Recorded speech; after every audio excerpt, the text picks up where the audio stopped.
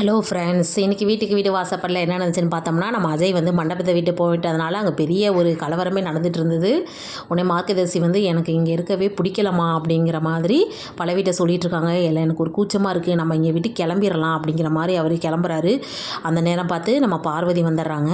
கொஞ்சம் இருங்க, நீங்கள் இப்போ கிளம்புனீங்கன்னா எங்கள் மாமா வந்து இதெல்லாம் உங்களை பழிவாங்க பண்ண மாதிரி ஆகி போயிடும், நான் அந்த நிலைமைக்கு நான் விட மாட்டேன் அப்படின்னு சொல்லிட்டு அவங்க சொல்லவும் அப்படியே எல்லோரும் ஒரு மாதிரி பார்த்துட்ருக்காங்க.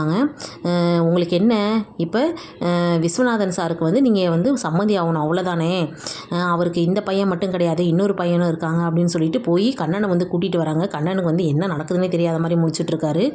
கண்ணனுக்கு வந்து உங்கள் பொண்ணு பல்லவியை வந்து கொடுக்க சம்மதமானு கேட்கவும் அப்படியே எல்லாரும் ஷாக்காகி நிற்கிறாங்க. மெயின் ஷாக்கே வந்துட்டு நம்ம பல்லவிக்கு தான். ஏன்னா பல்லவிக்கு கண்ணனை கண்டால் சுத்தமாகவே பிடிக்காது. உடனே என்ன பண்ணுறதுனே தெரியலை. ஆனால் மார்க்கதரிசி கூட ஒத்துக்கிற மாதிரி வந்துட்டார். ஆனால் பல்லவி வந்து நான் போய் இவனை கட்டிக்கிறதா, இவனை எனக்கு சுத்தமாகவே பிடிக்காது, நான் இவனை கட்டிக்கவே மாட்டேன் அப்படிங்கிற மாதிரி டபார்னு போட்டு உடச்சிட்றாங்க.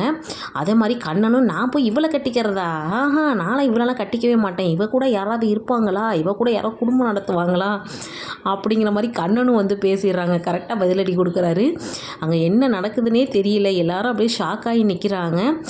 ஆனால் எவ்வளவோ வந்து பல்லவிட்ட வந்து அவங்க அப்பா பேசுகிறாங்க. ஏன்னா இங்கேருந்து போனால் கல்யாணம் ஆன கையோடு தான் உன்னை நான் கூட்டிகிட்டு போகணும், அப்படியே கூட்டிகிட்டு போனால் உனக்கு எப்படிம்மா நீ புரிஞ்சுக்கோ அப்படிங்கிற மாதிரிலாம் கன்வின்ஸ் பண்ணிகிட்ருக்காங்க. பார்க்கலாம் கல்யாணம் நடக்குமா இல்லையான்னு.